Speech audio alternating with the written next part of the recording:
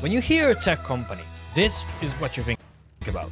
Visionary founder starting in a garage, because of course you need a garage. Building a revolutionary product, raising millions of dollars from investors to grow even faster. They get millions of users, become a global phenomenon, hire thousands of people. The founder becomes a billionaire and he starts to fight other billionaires in...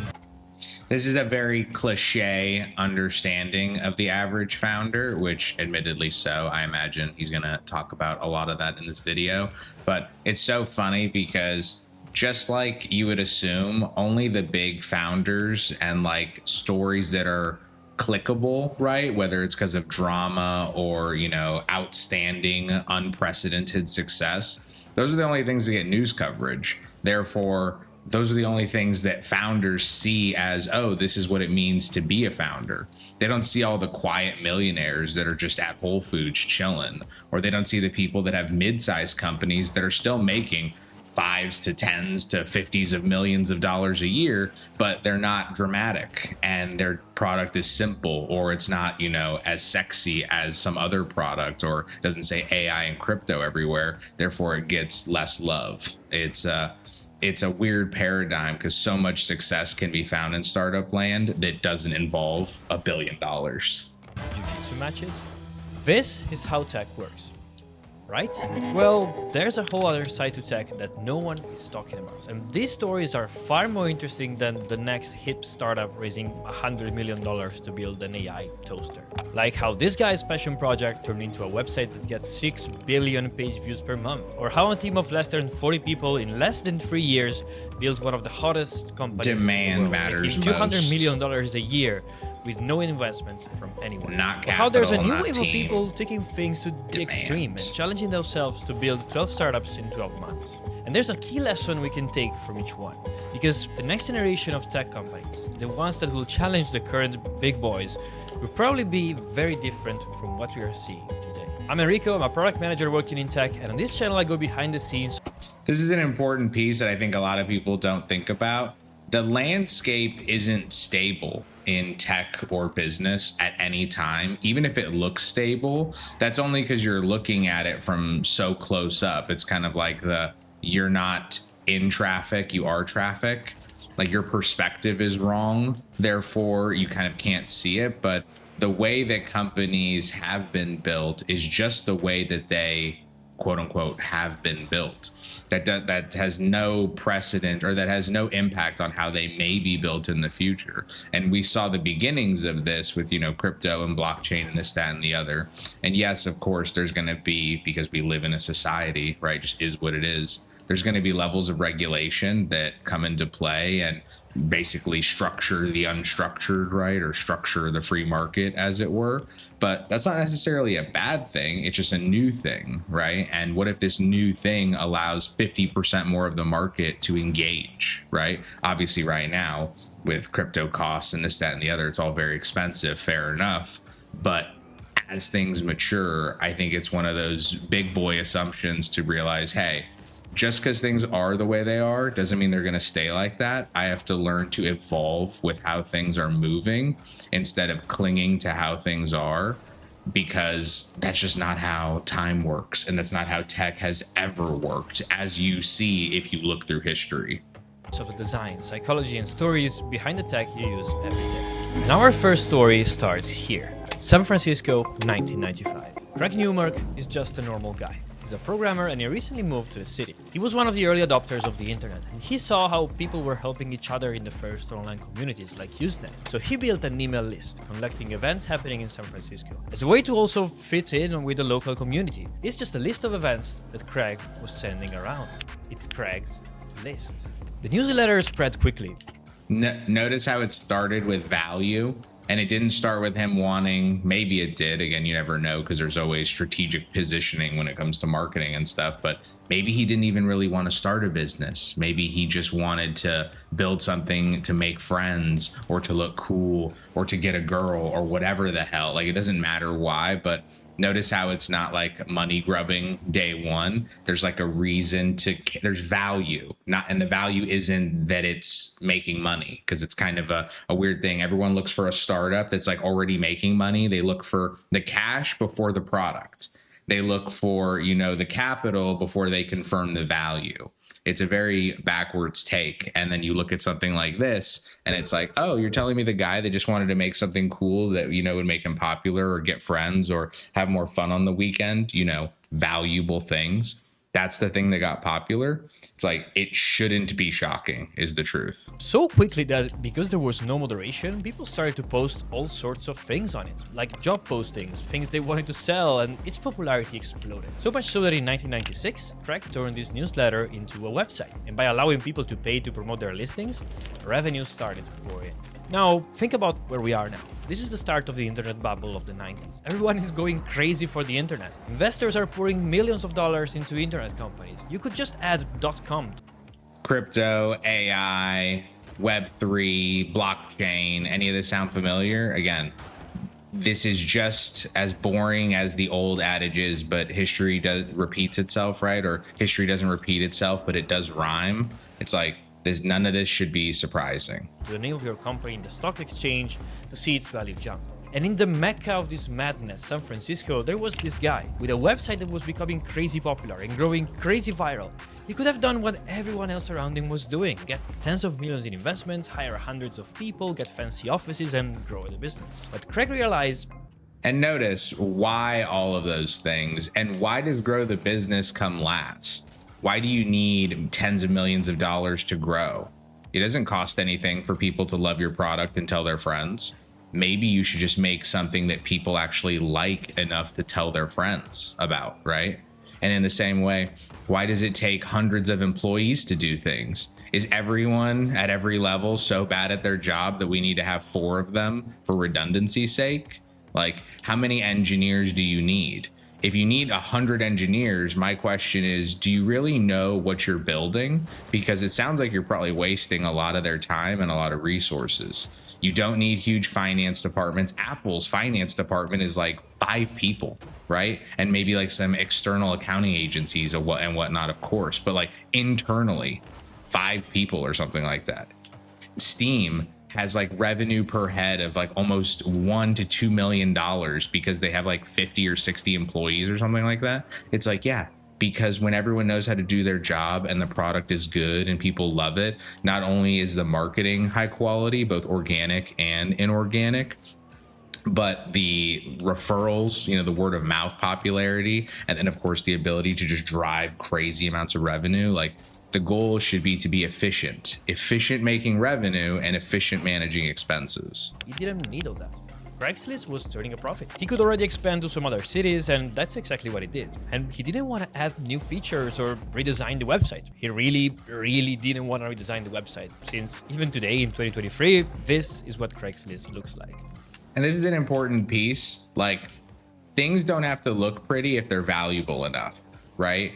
It's like, if the cancer medication that cured you was in a color that you didn't like, again, hyperbole, but it's like, that you wouldn't give a shit, right? And you shouldn't, right? Because the value is high enough that who cares? So in the land of Craigslist land, because it's valuable and because it's so valuable and because he was the only gig in town, again, if you're a horrible bar, but you're the only bar, do you think people are still going to go? Yeah. And they're going to go and they're going to have a great time there complaining about how shitty the bar is. It's like, that's exactly right. Because the value is there regardless. Now, if a better bar comes out, right, we look at like an eBay or something later that even offers the same stuff or similar stuff, but has a better facade, or maybe one of their values is how beautiful it is the user experience, is the blah, blah, blah. It's like, well, then maybe the people, the customer segments that care about those things, they will actually come to that and check it out and then use it. And now you've given up some market share. But the nice thing is, if you haven't hired 150 employees and you haven't raised $20 million at some ridiculous valuation for some crazy growth, it doesn't matter. Oh no, we went from making, you know, again, because let's assume you're still growing and the industry is still growing. It's like, oh no, we went from making $10 million a year and we're still growing, but now we're not doubling. We're only going up by 50%. Oh, we're in the poorhouses. It's over. It's over. Pack it in. Everybody go home, wrap it up. It's like, that's not how it works. But if you have raised tons of money and you have all these desperate people that you need you to go from 10 million to 100 million to a billion to 10 billion. Things can look like that, because if you stop growing twice a year, oh, you are failing, even if you have a perfectly healthy business. Like, how asinine is that? The only difference is that today Craigslist is one of the top 100 most visited websites in the world. Oh, they look get at that. 6.2 billion page views per month, and they make $500 million to $1 billion in revenue each year.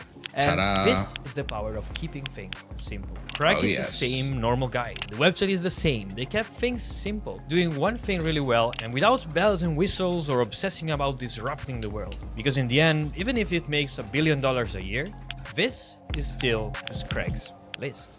But there's another story where things weren't as smooth, but that gave us one of the most unique and unknown companies in tech right now. This is 19-year-old Sahil, and in 2011 he's working at Pinterest, one of the hottest startups in Silicon Valley. But he had a spark of an idea that wouldn't let him go. A platform that would make it simple for creators to sell their work online. Now, this might seem trivial today, but back then, things like Shopify or Stripe were not mainstream yet. And selling anything online was a nightmare. So Sahil built Gumroad, a super scrappy, basic version of the app in a week. Notice the pain point. I'm just like always in startup business founder mode, like looking for the value. It's like the second he's like, oh yeah, you notice how e-commerce was a pain? It's like, well, sounds like there's an e-commerce company about to pop up and change the game. It's like, yep, and make it easier, make it faster, make it more accessible. That's such a big thing that most people don't think about intuitively. You can have the best things in the world, but if they're really inaccessible, let's give it an easy example.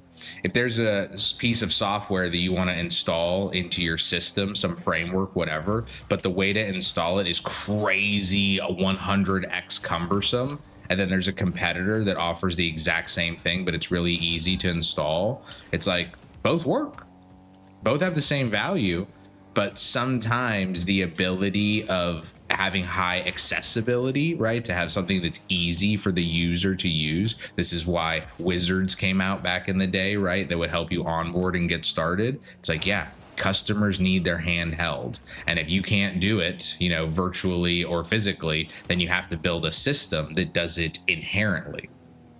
And he launched it on Hacker News, and it was a smashing success. He got 52,000 users just from that single initial launch. The idea was working, so Sahil did what anyone would do, start to raise some money, and he got investments from the most famous people in... I don't like the what anybody would do. What people who think it's the either right path, or people who are, everyone talks about FOMO investors, which is, fine. And it's true. There's lots of investors that just invest because they are relying on momentum or someone else's diligence or blah, blah, blah. But to be fair, there's also a lot of FOMO founders, people that want to have entrepreneur in their bio more than they actually want to solve a problem, or people that want to raise millions of dollars from Andreessen Horowitz. They don't want to build, their goal is to have $1 billion company, but it's like, I want to raise from the big dogs. I want to be in Y Combinator. It's like, bro, nobody cares. If the companies that are in Y Combinator could get all the value of Y Combinator, not give up the equity, and not deal with all this stuff, the smart ones would. Don't get me wrong. There are some people that they just want to have, again, the Harvard name. They want to have the Y Combinator name. And by all means, if it does it for you, great.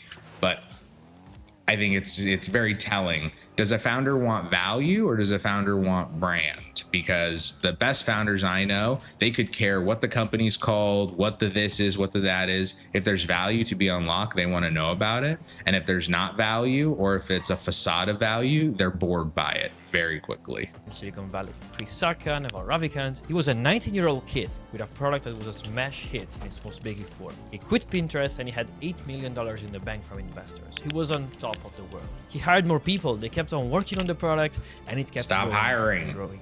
But there was a problem. It wasn't growing fast enough.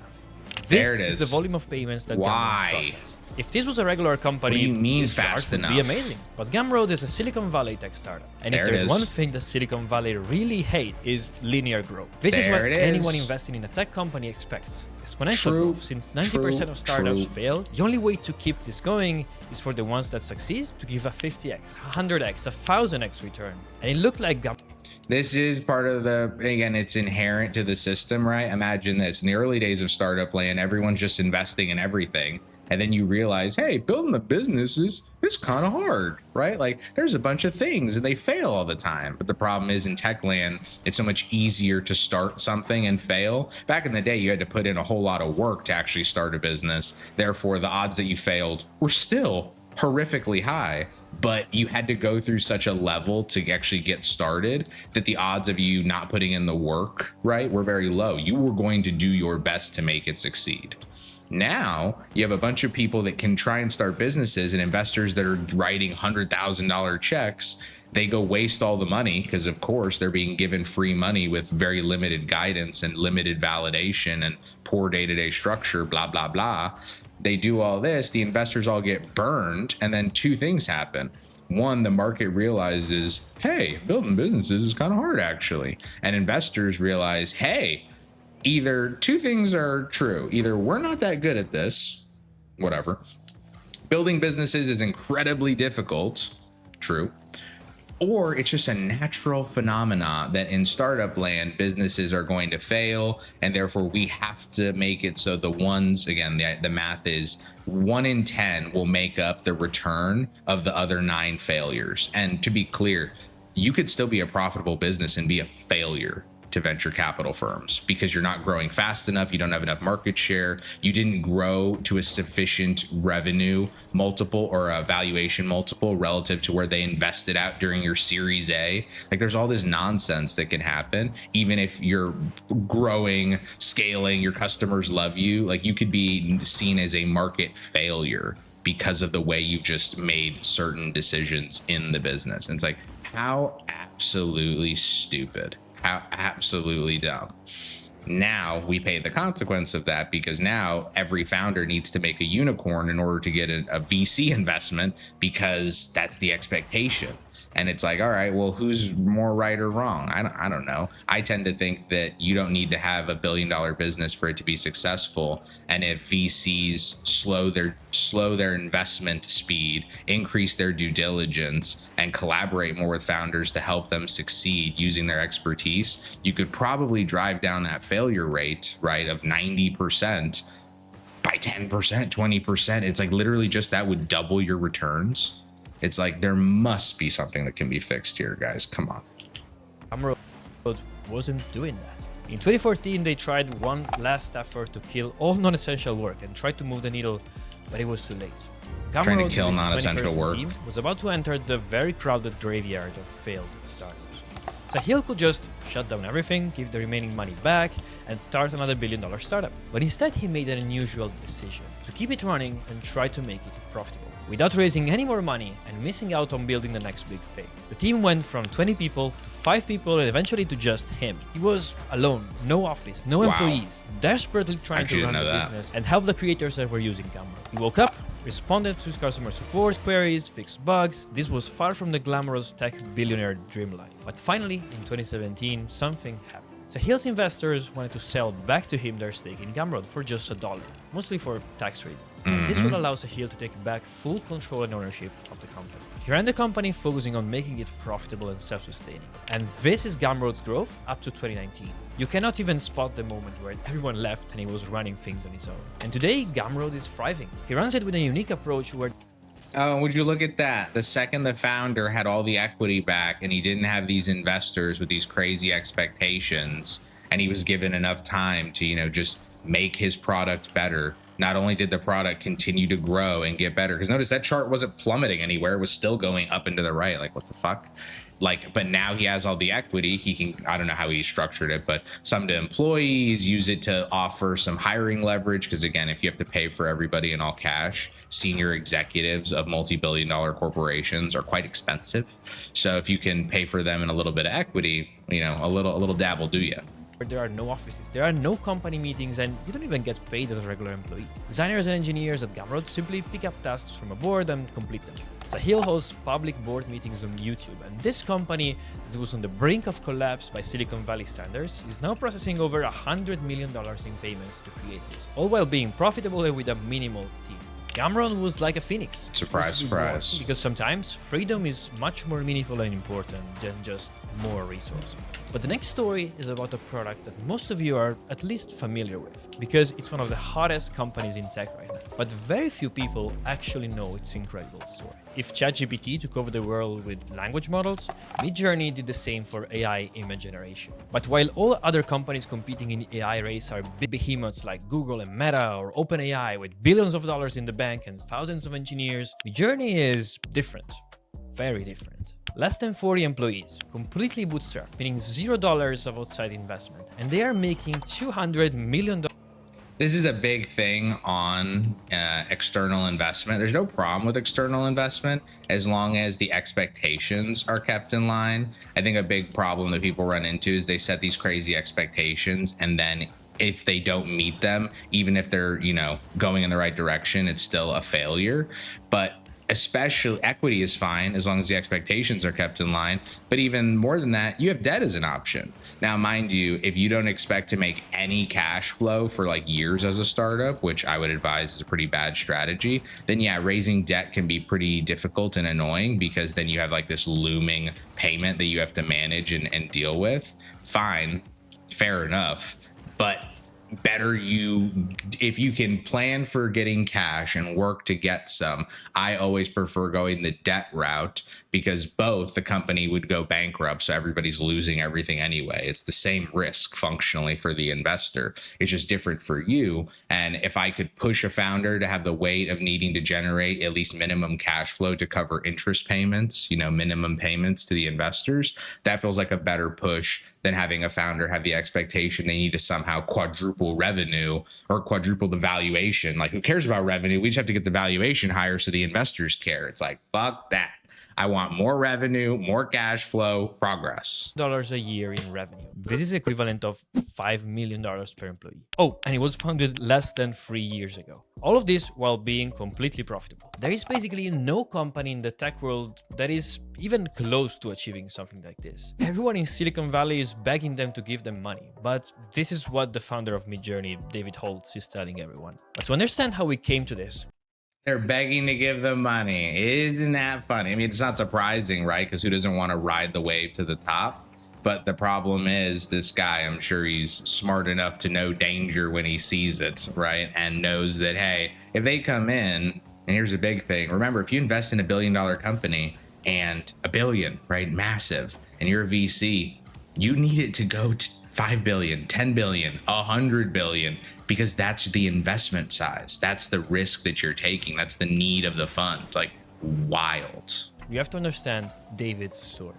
David Holtz first founded Leap Motion, a company that back in 2013 built this, the Leap Motion Controller, a device that allows you to use your hands to control your computer or all kinds of digital interfaces. The device sold okay, but it never became mainstream, and this is because it was truly ahead of its time. Right now, in 2024, we are seeing the first devices that really leverage on hand tracking to control an interface, like the Apple Vision Pro or the Meta Quest 3. But the Leap Motion was doing this 10 years ago. Eventually, in 2020, David grew tired of running Leap Motion, and that's when he came across this paper from 3 Berkeley researchers that show how diffusion AI models can be used to generate images. And as soon as he saw it, he understood that this is gonna be his next venture. But instead of going to venture capitalists to raise $10 million to build it, he decided to bootstrap it, start small, with a team of only 10 people working with limited resources. During his time at Leap Motion, he often had a conflicting relationship with investors. Famously, one time he showed the Leap Motion controller to a group of venture capitalists, and they asked whether it can be used to control interfaces only in 2D instead of 3. Of course, he replied. And to that, the investor proposed to make the device work only in 2 dimensions, but then have users to pay for the third one. Oh, okay. And because of this, Midjourney had to be scrappy. He had a small team and he had to make critical choices. But there's one that sounds like ridiculous, but I assure you it's absolutely not. It's funny, and again, it does not apply to all investors, but there are a lot of investors that think they know more than they do, and you'll be getting these types of suggestions like the second meeting. It's like, bro, you barely know anything about the company. Why don't we save some suggestions for after you've learned some stuff? And again, I'm not saying this if you're idea stage and you're a first time founder and whatever. This guy isn't that, right? This guy is experienced, and mind you, his first venture was already like to see tech like that. And the first thought is, how do we make this experience horrible for the users so that way they have to pay for it? It's like, come up with a non-aggressive, non-like combative monetization model. My favorite example of this is Google, because when you go to Google and you go and search on Google, like whatever, you just see ads at the top. And guess what? That's the end of it. It doesn't interrupt your experience at all because you just scroll past them if you don't care about them.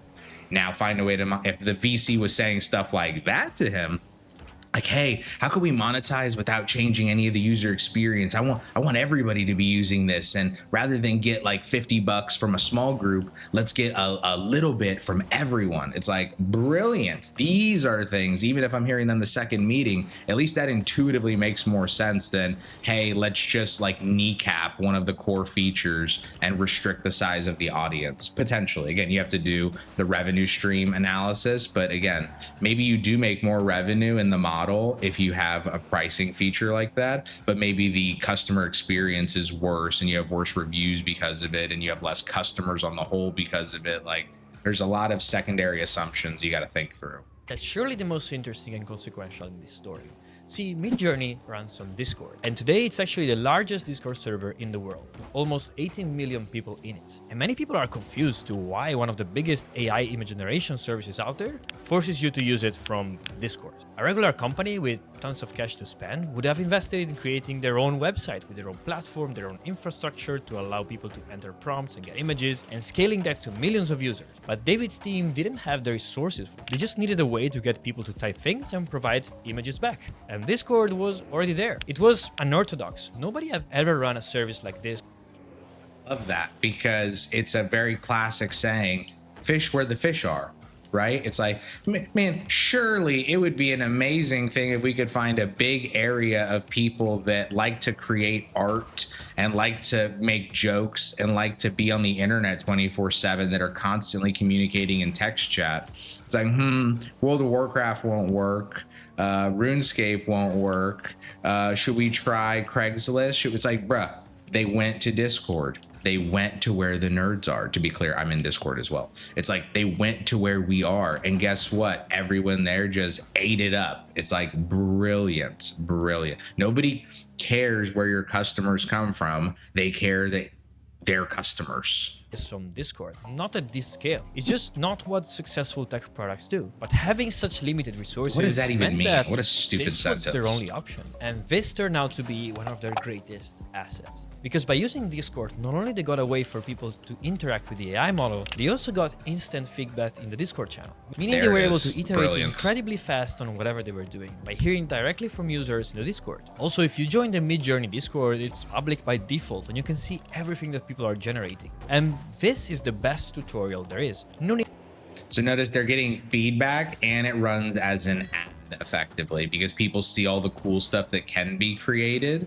Then they want to create stuff and then they run into an issue or they love it and they give feedback, and then the negative feedback, the team at Midjourney scoops it up and goes fixes things. And then guess what? That user comes back and is like, oh my God, they added the feature. They did the thing. This looks so much better. The V6 versus the V5, like blah, blah, blah. It's like, yes. Sometimes the unorthodox way is the actual best way for your product. I love this. Need to explain how to write prompts or do parameters. You can just see what others are doing and start copy pasting. And this is Midjourney's biggest lesson. By being limited, your limitations become your biggest asset. But while Midjourney hacked their way to $200 million a year, there's a whole new wave of builders that don't care about building the next unicorn company. A whole new subculture of people that want to build tech products just to get freedom, decent money, and a good life without all the headaches Shocking. of managing a huge company. And this is indie hacking. $2,000 a month, $4,000 a month. Oh yeah, this is a big thing. There's even a website called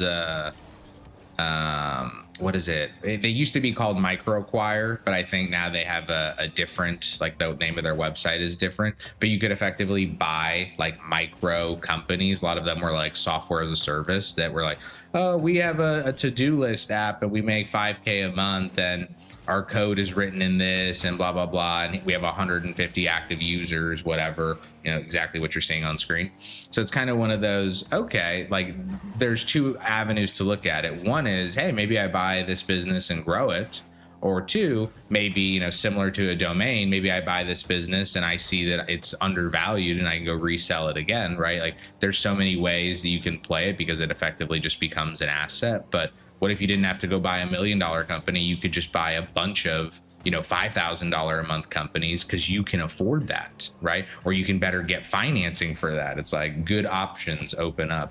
And all of these companies, like people underestimate how far or how little money you need to rapidly change your life. 100 grand is, $8,400 a month.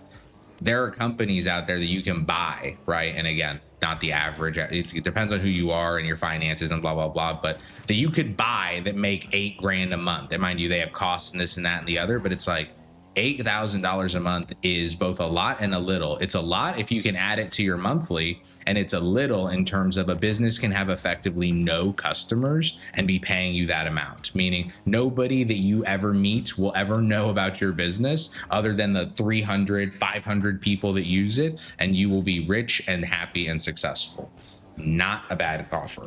Not a bad offer. $40,000 a month. These are some of the X bios of indie hackers, a new breed of tech entrepreneurs that is taking a whole different approach to building tech. They don't dream of changing the world or disrupt the market. They just want to use technology to build a small but profitable business that solves very specific problems and live a good life from it.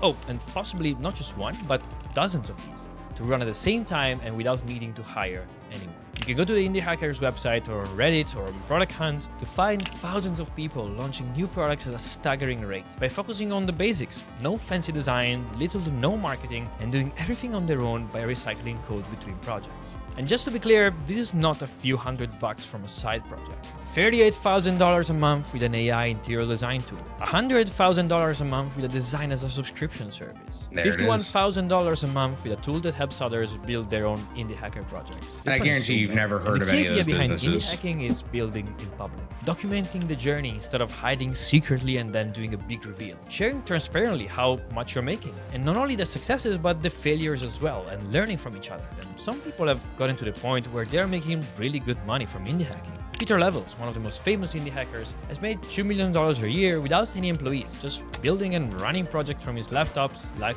Nobotlist, a portal where you can see where are the best places to live and work from remotely. In the past, you were either an employee of some tech company, or you could start your own company by becoming CEO and hiring a bunch of people with all the responsibilities and headaches that came with this. And with a small glimmer of hope that you would hit it big. But this is a new alternative that's emerging for people to still build something of their own, but without having the need to change the world or... I think, well, that's true, but the one caveat I would throw out there is you're still operating as the CEO, right? Like, you don't get to lose positions. Like, a business's needs don't change based off of what you want them to have. As an example, if you're legally required to be compliant, then you have to be compliant, unless you're going to eat the fines and go to jail or do whatever happens in your industry. But it's like, okay, so now you need to be compliant. Okay, now you run this business as a solo dev, right? As a one-person shop. Do you know how to do compliance? Like, are you going to go learn how to do it yourself? Are you going to hire an external service provider to support you? They may not be formally on your team, but they are on your team, especially if you hire them. Again, you're paying yourself, I imagine, so you don't really have to worry about payroll in this. Are you doing your own legal work, right? Are you doing 100% of the front end and the back end, right? And maybe he's doing all of these things, but you know what that makes him? A one-man army. It doesn't mean that he doesn't need parts of the army. He's just the whole army himself, which is by all means amazing. But it's one of those, you still need what you need. And again, you may not need marketing, let's say, but It's not that you don't need marketing. It's marketing is one of three ways you can get sales, marketing, or biz dev. And it's like, if you don't market, great. Well, how do you make money? Oh, I go and tell people about it in person while I'm just hanging out. It's like, oh, you just do sales work. It's like, yeah. So you do have a go-to-market function. You do have a salesperson. It's just you. It's like, this shouldn't be horribly surprising, but it's often hard to see it when you're in the midst of it. Like, oh, I'm just a lone developer, just fixing things and solving things. It's like, no, you're the CEO and the CFO and the COO. You're like, you are all the things. It's just you've turned them into jobs. You've turned them into tasks, not roles. And that's a much, in my opinion, better way to look at it. For the average small company, again, I'm not a big company culture person in the sense of I don't think your company has to wrap you in a Snuggie for you to respect it and enjoy working there and enjoy going to work. But I also don't think it has to be a grim, cold place, you know, of just revenue and sadness. Like there can be a middle. Disrupt the market in the process. And all of these stories are telling us something very interesting about the future of tech. For the last decade, tech companies funded with tens of millions of dollars in investments became the norm. And this will still happen, of course. But venture capital funding peaked at the end of 2021. And if before that anyone with an idea could get millions thrown at them, today the story is different. And many people, just like David Holt, are realizing that you can still build something big and meaningful. VCs are very gun shy, again, unless you're the right company. Like it looks like VCs are investing everywhere. No, some VCs are investing aggressively publicly. Most VCs are investing slowly privately, right? Because they take their time and they go to events and they cultivate things. They go to this dinner and they go to that dinner. Like there's a whole process for how they do things. It's not just, you know, oh, shake hand, meet founder, the end. Like I know a company that's raised hundreds of thousands of dollars off a 30-minute meeting, but that was following him already doing 6 months of due diligence for the other investors and this new angel knowing one of them well. So it's like, yeah, of course the meeting only took 30 minutes. You already were pre-vetted 6 ways. It's like, yes, this is how money gets spent fast, but most VCs are risk off. Like, because think about it. If you know that your failure rate is 90%, would you be risk on? Like, would you be the first one out of the plane with the parachute with 90% failure rate? I think not. I think you would get off. I think you'd land with the plane. I don't think you would risk it. It's like, exactly. So it's like some of these guys are just investing and they know it's just a black hole, but it's like, shouldn't surprise you at all that they're reasonably cautious. And why one of the biggest and best things that a founder can do is de-risk their investment. If you know that the person you're talking to is gun shy, maybe you should make it so your business looks as big and powerful and validated as possible. This could be lead lists. This could be running marketing efforts that show there's demand. This could be building an MVP of the product so the person can really get a feel of it. It's like anything and everything to show validation will serve you, you know, very well. From scratch and without asking money to anyone and maintaining full control of it. And sometimes this can be your secret weapon to win versus anyone else. Or you can build something the indie hacker way, enjoying life and still building something meaningful in the process. But there's another wild tech story that no one knows about. And it's the story of how Italy almost became Silicon Valley. And you can watch it in this video right here. Great video. So it's I love it. I'll link it in the structured, description. But